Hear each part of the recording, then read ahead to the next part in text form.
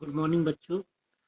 आज हम लोग क्लिक करेंगे आपका लिमिटेशन ऑफ डायमेंशनल एनालिसिस। यही था। नोट्स अभी सभी आप लोगों को भेज दिए थे, जिन जिन बच्चों ने लिखा था। अब वो बच्चे समझ ले आराम से। लिमिटेशन ऑफ डायमेंशनल एनालिसिस,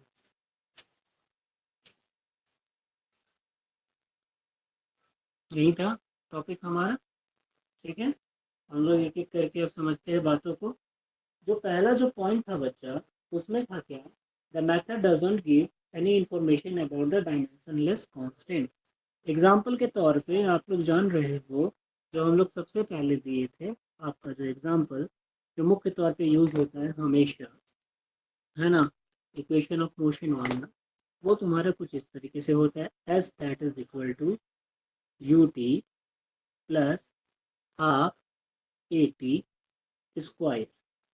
ठीक है, तो जैसे कि हम लोग समझे थे बच्चा कि यू को अगर हम लोग मान लेंगे अगर ज़ीरो, ठीक है ना, तो इसका जो फॉर्म आएगा s that is equal to 1/2 a t square.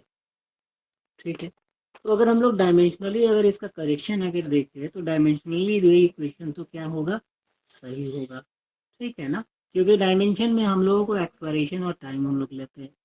लेकिन जो कांस्टेंट टर्म हमारा जो आता है, जो कि तुम्हारा ये वाला है कांस्टेंट टर्म, ये डायमेंशनल पे हम लोग फाइंड आउट नहीं कर सकते। हम लोग इसको एक्सपेरिमेंट के जरिए या फिर ऑब्जर्वेशन के जरिए निकालते हैं और इक्वेट करते हैं और फिर फाइनली हम लोग इसको पुट करते हैं। और भी बहुत सारे एग्जांपल हम लोग देखते हैं, जैसे कि तुम्हारा मान लो बच्चा, ये होता है फोर्स का equation. Force that is equal directly proportional to, हम लोग क्या जानते हैं, m1 m2 अपॉन आर का स्क्वायर। ठीक है ना, ये हम लोग जानते हैं, जो कि जिसको हम लोग बाद में नाम दिए क्या, ग्रेविटेशनल फोर्स।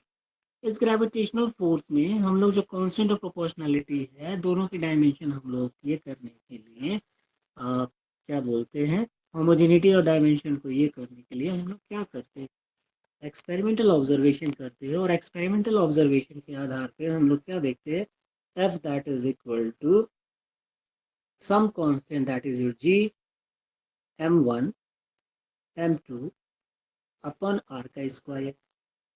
ठीक है, तो इसको जब हम लोग इक्वेट करते हैं तो फाइनली इक्वेट करने पे इसकी एक पर्टिकुलर वैल्यू आती है। ठीक है ना, जिसकी वैल्यू क्या होती है तुम्हारी, जो कि तुम्हारा एक ग्रेविटेशनल कांस्टेंट, इसको हम लोग नाम दिए।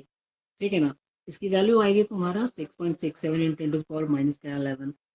ठीक है ना, कितना, 6.67 in 9 to power, sorry, into 10 to power minus का 1। ठीक है ना, न्यूटन मीटर स्क्वायर पर किलोग्राम स्क्वायर, इस तरीके से इसकी वैल्यू आएगी।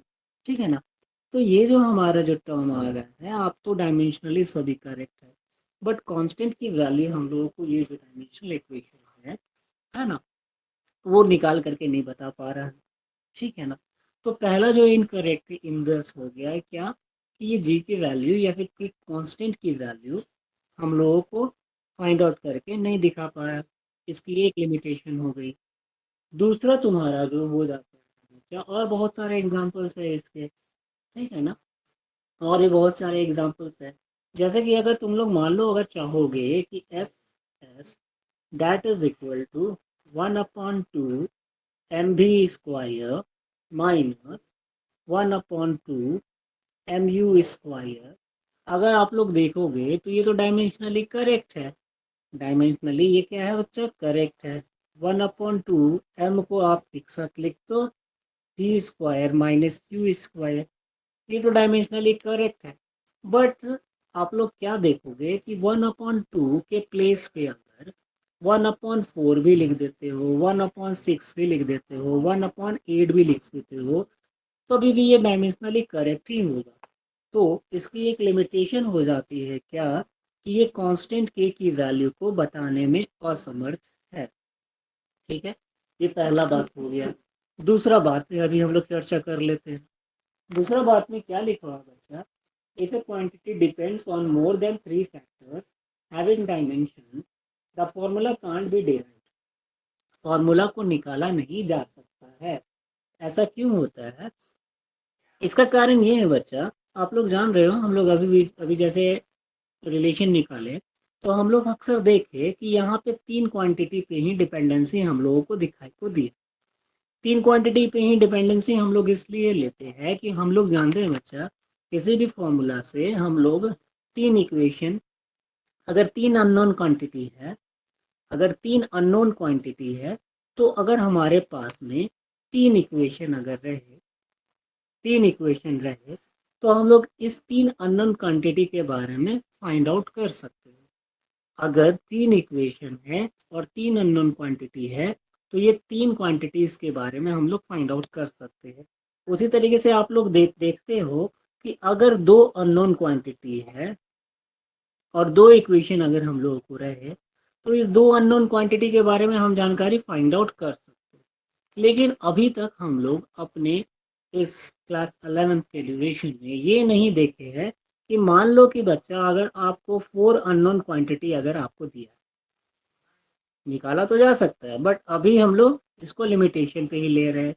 अगर फोर अननोन क्वांटिटीज अगर आप लोगों को प्रोवाइडेड अगर दे दिया गया, तो इसके लिए आपको क्या करना पड़ेगा, पहले फोर इक्वेशन को निकालना पड़ेगा। तो जब आप फोर इक्वेशन निकालने के लिए अभी तक अभी पढ़े ही नहीं हो, तो निकाल कैसे पाओगे? अभी तक की क्लास में आप तीन इक्वेशन और तीन अननोन क्वांटिटीज के बारे में ही जानकारी प्राप्त किए हो। ये जो है फर्दर हमारे एमएससी वगैरह में देखा जाता है। तो इसीलिए अभी हम लोग लिमिटेशन क्या ले रहे हैं कि अगर तीन से ज़्यादा अगर कोई भी फिजिकल क्वांटिटीज रहे, है ना, इन्वॉल्व, तो उसको हम लोग क्या करेंगे, वो डिराइव नहीं किया जा सकता है फिलहाल अभी के मद्देनजर। ठीक है ना? इसलिए जो तुम्हारा दूसरा नंबर जो है वो क्या लिखा हुआ है, if A quantity depends on more than three factor. हम लोग जानते हैं कि आपका फंडामेंटल क्वांटिटी है उसके कितने टोटल होते हैं, सेवन होते हैं। ठीक है ना? मास होता है, लेंथ होता है, टाइम होता है, फिर तुम्हारा क्या होता है, टेम्परेचर होता है, करंट होता है, ल्यूमिनस इंटेंसिटी होता है। ल्यूमिनस इंटेंसिटी को कैंडेला लिखते हैं। फिर अमाउंट ऑफ सब्सटेंस होता है जिसको हम लोग मोल लिखते हैं। ठीक है ना? तो टोटल तुम्हारा कितना हो गया, seven. Seven fundamental physical quantity. अब इस सेवन फंडामेंटल फिजिकल क्वांटिटी में अगर मान लो कि हम लोग अभी फिलहाल के लिए अपने स्कोप के थ्रू मात्र लेकर के चल रहे हैं कि अगर हम लोगों को इनमें से कोई तीन फिजिकल क्वांटिटीज की अगर डिपेंडेंसी अगर दिखाई को दे रही है, उस तीन फिजिकल क्वांटिटीज के डिपेंडेंसी को हम लोग एक, अगर तीन इक्वेशन हम लोग अगर फाइंड आउट कर लेते हैं, तो उससे निकाला जा सकता है।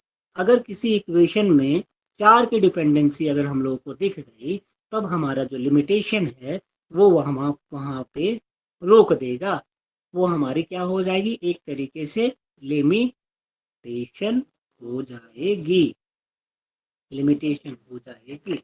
यहाँ तक समझ गया बच्चा? ठीक है।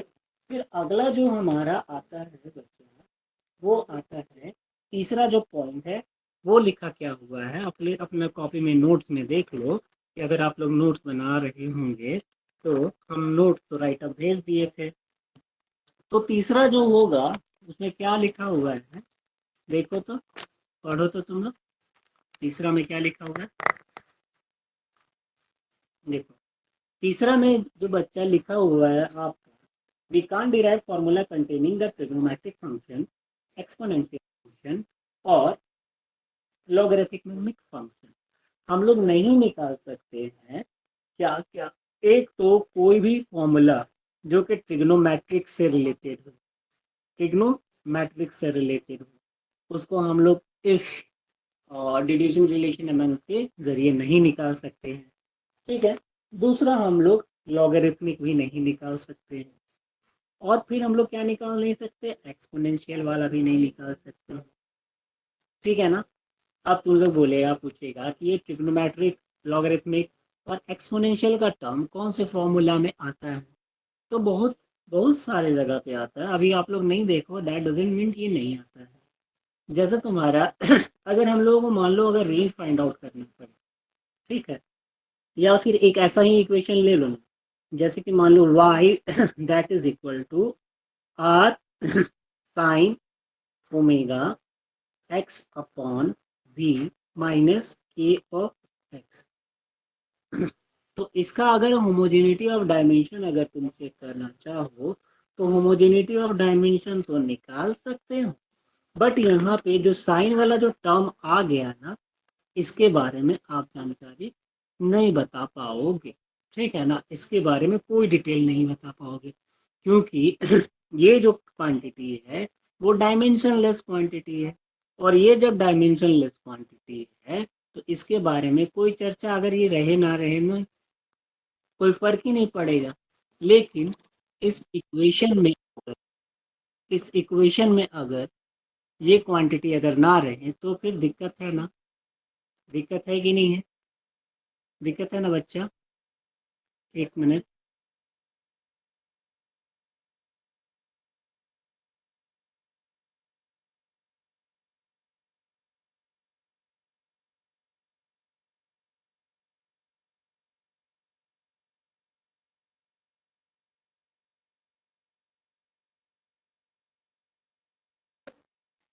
हाँ बच्चा देखा, तो इस तरीके से बात हो जाती है ना।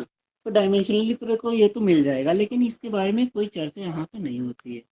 फिर तुम्हारा एक और इक्वेशन होता है जहाँ पे हाफ लाइफ पीरियड के बारे में चर्चा होती है ना। मतलब कि मान लो कोई एक रेडियो एक्टिव सब्सटेंस है, उसको रेडियो एक्टिव सब्सटेंस का हाफ लाइफ निकाला जाता है। तो हाफ लाइफ निकालने में तुम्हारा एक लॉग की टर्म आती है ना। जिस तरीके से तुम्हारा जैसे T1/2 that should be equal to क्या होता है, लॉग का टर्म आएगा, लॉग की टर्म के साथ में आपकी आएगी log(2) इस तरीके से लैम्डा करके आएगी, है ना। मतलब कि half life period of some substance. तो यहाँ पे आपको क्या इन्वॉल्व है, लैम्डा है जो कि लेंथ है, लैम्डा जो कि उसका पीरियड है, और log 2। तो इस तरीके से मतलब कि बहुत सारे ऐसा एक्सप्रेशन भी हम लोगों को मिलेंगे। आप लोग चेक करना ये सही है कि नहीं, बट हम एक समझाने के मद्देनजर बता, ठीक है ना। तो इस तरीके से जहाँ जहाँ ये क्वांटिटीज इन्वॉल्व होंगी वहाँ पे आपका जो हमारा लिमिटेशन आ जाएगा डायमेंशनल एनालिसिस का। ठीक है बच्चों, ओके। फिर चौथा जो बात यहाँ पे लिखा होगा एक आ जाएगा एक्सपोनेंशियल वाला। एक्सपोनेंशियल का टर्म भी देखना, किसी किसी फॉर्मूला में ऐसा लिखा होता है exponential 1/2 करके, ठीक है ना। या एक्सपोनेंशियल का सम पावर अगर रहता है इन्वॉल्व होगा, ठीक है ना, तो ये सारे क्या हो जाएंगे, उसके लिमिटेशन हो जाएंगे। ठीक है, देखना आप लोग फॉर्मूला जैसे जैसे ग्रो करोगे ना, जैसे जैसे पढ़ोगे तो ऐसा ऐसा कोई कोई टर्म आपको दिखाई को देगा। फिर चौथा जो हमारा जो लिखा हुआ है उस पर देखो तो बच्चा क्या लिखा हुआ है, it fails when a physical quantity is sum or difference of to और मोर फिजिकल क्वांटिटी। इसमें क्या बोल रहा है, जैसे कि हम लोग जानते हैं इक्वेशन ऑफ मोशन जो हमारा होता है, वो इक्वेशन ऑफ मोशन क्या होता है बच्चा, s that is equal to ut plus half at square, ये होता है ना, ठीक है ना। और हमारा इक्वेशन ऑफ मोशन क्या होता है, v that is equal to क्या होता है, v that is equal to u plus a t, ये होता है, ठीक है ना। और क्या होता है हमारा, और भी बहुत सारे होते हैं कि नहीं होते हैं। एक होता है तुम्हारा v square that is equal to u square plus plus 2a, ठीक है। तो यहाँ पे क्या बोल रहा है बच्चा कि हम लोगों को ये तो सभी टर्म जो है डायमेंशनली करेक्ट है ना, लेकिन हम लोग अगर देखेंगे जैसे हम लोग डिड्यूसिंग रिलेशन अमंग फिजिकल क्वांटिटीज को देखे कि वहां पे ये जो प्लस वाला जो टर्म है ना, प्लस वाला टर्म का इन क्या वे कोई इंफॉर्मेशन वहां पे हम लोगों को नहीं मिलता है। और जब प्लस वाले टर्म की इंफॉर्मेशन नहीं मिल पाती है तो हम लोग इसको इस वाले इक्वेशन को करेक्टली फाइंड आउट नहीं कर पाते हैं। तो आइदर प्लस या फिर माइनस अगर उस इक्वेशन में अगर इन्वॉल्व रहेगा तो वो जो टर्म हमारा किस में आ जाएगा, एक तरीके से लिमिटेशन में आ जाएगा। मतलब कि हमारी जो सीमा है सीमा रेखा के अंदर में ही रहेगी और हम लोग इसको एग्जैक्टली और करेक्टली निकाल पाने में असमर्थ रहेंगे। ठीक है बच्चा। फिर पांचवा जो पॉइंट है आपका, वो आपका क्या लिखा हुआ है, उसमें लिखा हुआ है sometimes it is difficult to identify the factor on which physical quantity depends. The method becomes more complicated when dimensional constant involved. कुछ बारी होता क्या है कि जो आपका जो कांस्टेंट टर्म है, जैसे कि तुम्हारा ये हो गया gravitational constant, universal gravitational constant जी, प्लांक्स कांस्टेंट एच, है ना, अगर ये सब अगर किसी इक्वेशन में अगर इन्वॉल्व है तो ये तो कांस्टेंट टर्म है। तो अगर ये दोनों या फिर इस तरीके से टर्म अगर किसी इक्वेशन में अगर इन्वॉल्व है तो हम लोगों को निकालने में काफी ज्यादा परेशानी होती है ना। जैसे कि तुम लोग देखा होगा कि फोर्स जो है वो डायरेक्टली प्रोपोर्शनल ऐसे तो हम लोग लिखते हैं, लेकिन बाद में जब एक्सपेरिमेंट वगैरह जब हुआ तो हम लोग क्या पाए कि यहाँ पे एक फैक्टर हम लोगों को देना पड़ेगा और वो जो फैक्टर है वो क्या नाम दे दिया गया, यूनिवर्सल ग्रेविटेशनल कांस्टेंट टर्म का नाम दे दिया गया। तो फिर हम लोग देखें ये इक्वेशन तो डायमेंशनली क्या है, करेक्ट। बट जैसे ही हम लोग देखेंगे तो हम लोग को ये बताया जाएगा अक्सर में कि फोर्स जो है ना वो मास पे डिपेंड कर रहा है और रेडियस पे डिपेंड कर रहा है। इसके बारे में कोई जानकारी वहाँ पे नहीं हो पाती है। तो जब इसके बारे में कोई जानकारी अगर नहीं हो पाती है या फिर मान लो अगर जानकारी होती भी है तो इसकी वैल्यू के बारे में हम लोगों को जानकारी नहीं हो पाती है। तो वैल्यू जो है ऑलवेज किससे निकलेगा, आपको एक्सपेरिमेंट से निकाला गया, एक्सपेरिमेंट से निकाल करके इसको रखा गया। ठीक है बच्चों, ये सारी बातें होती है। तो ये सारा क्या हो जाता है, एक तरीके से इसका इक्वेशन का लिमिटेशन हो जाता है। ठीक है। फाइनली जो आपका जो बात आता है उसमें देखो क्या लिखा हुआ है, it gives no information whether a physical quantity is scalar or a vector. तो ये जो है इस वाली लिमिटेशन में हम लोगों को इक्वेशन से पता तो चलता है, जैसे कि हम लोग जैसे जैसे ग्रो कर रहे हैं कि एक फिजिकल क्वांटिटी स्केलर है या फिर वेक्टर है। लेकिन जैसे ही हम लोग किसी अगर मान लो कोई एक टर्म किसी दूसरे टर्म से रिलेटेड है, जिस तरीके से हम लोग पढ़ रहे थे, कल एक वीडियो भी अपलोड किए थे, है ना, उसमें हम लोग क्या देखे थे कि किस तरीके से कौन सा टर्म एक दूसरे से इन्वॉल्व है, एक दूसरे से डिपेंड करता है। लेकिन जब हम लोग इसको निकालने को बैठते हैं तो हम लोगों को क्या मिलता है कि कोई भी ऐसा इंफॉर्मेशन ये प्रोवाइड नहीं करता है कि वेदर एक क्वांटिटी स्केलर है या फिर एक वेक्टर है। ठीक है ना, ये तुम्हारा छठा पॉइंट हो गया।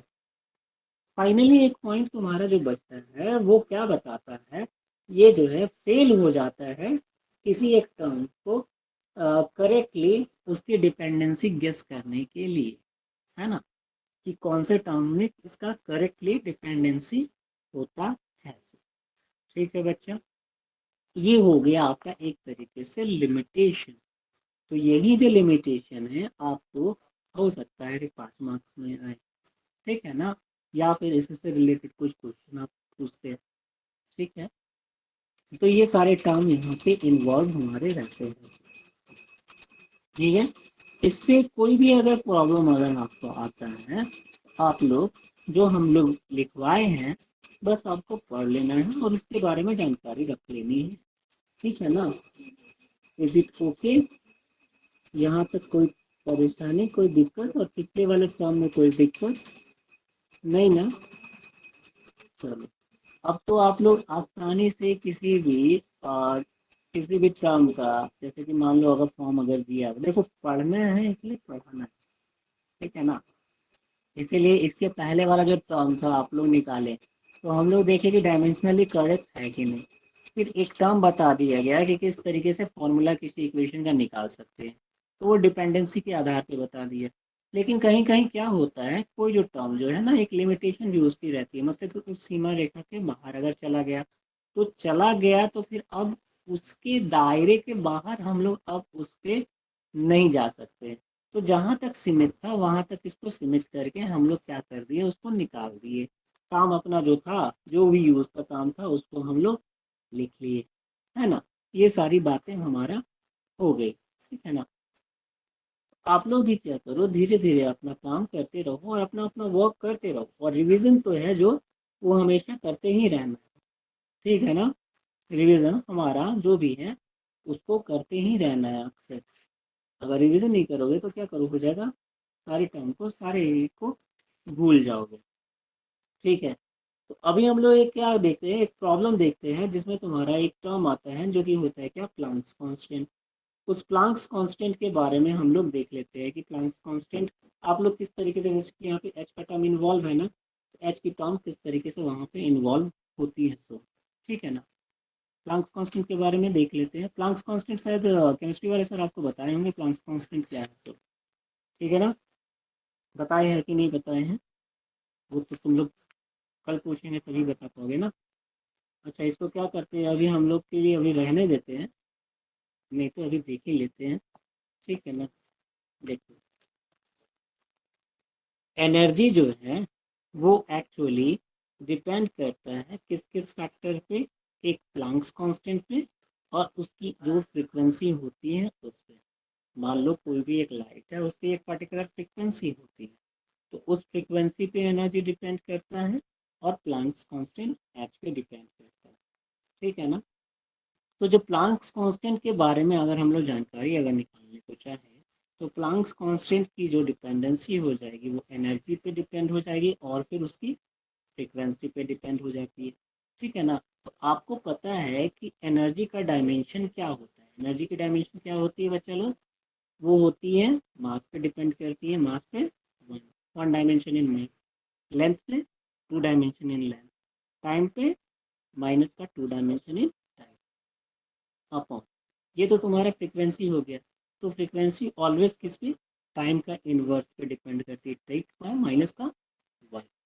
ओके, जब तुम इसको एक पे लिखोगे तो एक साथ किस तरीके से लिख पाओगे, मास की one dimension in mass, length की two dimension in length, and time की, ये ऊपर जाएगा तो प्लस का वन, तो minus one dimension in time, ठीक है ना।